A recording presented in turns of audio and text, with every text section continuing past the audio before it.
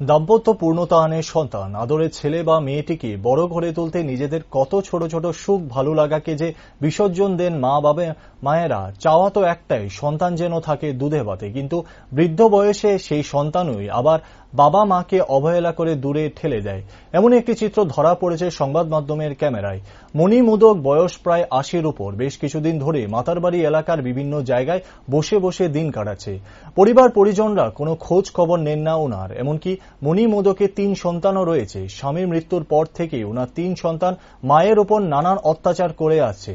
তাই বাড়ি থেকে বের হয়ে যায় বলে জানান বয়স ৮০-র মণি মোদক। বয়স্কা বৃদ্ধা মণি মোদকের এই করুণ অবস্থার কথা সঞ্জীবনী সামাজিক সংস্থার একটি এনজিও পাশে গিয়ে দাঁড়ালো মঙ্গলবার। সঞ্জীবনী নিয়ে সামাজিক সংস্থার তরফে উপস্থিত ছিলেন সম্পাদিকা সোলাঙ্কি পাল, সদস্য কৃতিদীপা ভট্টাচার্য ও কৌশিক দাস সহ অন্যান্যরা। আমরা সঞ্জীবনী সামাজিক সংস্থা থেকে এসেছি উদয়পুরে। মাতাবাড়ি সংলগ্ন এলাকা থেকে একজন ভবঘুরে বৃদ্ধা আছেন, ওনাকে আজকে আমরা উদ্ধার করেছি। যারা পার্শ্ববর্তী লোক আছে মাতাবাড়ি, ওরা আমাদের জানায় যে বিগত 1 মাস ধরে এই থেকে একজন বৃদ্ধা লোক, যিনি আসাম প্রদেশ থেকে এসেছেন, উনি সহায় সম্পদহীনা এবং রাস্তাঘাটে দিন কাটাচ্ছিলেন।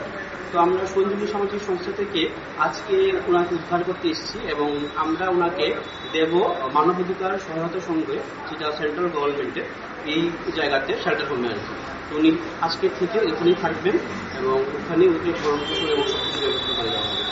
আপনাদের এনজিও কি এই ধরনের সামাজিক কর্মসূচি সবসময়? আমাদের সঞ্জীবনী সামাজিক সংস্থা প্রতিনিয়তই রক্ত থেকে আরম্ভ করে সেরে কোনো কারোর পড়াশোনা করতে পারে না, ওকে সাহায্য করা থেকে আরম্ভ করে নানা রকম বস্ত্রদান, এছাড়া শীতের সময় হেল্প করা বা বন্যার সময় হেল্প করা, সব রকমের সামাজিক কাজ করে থাকি।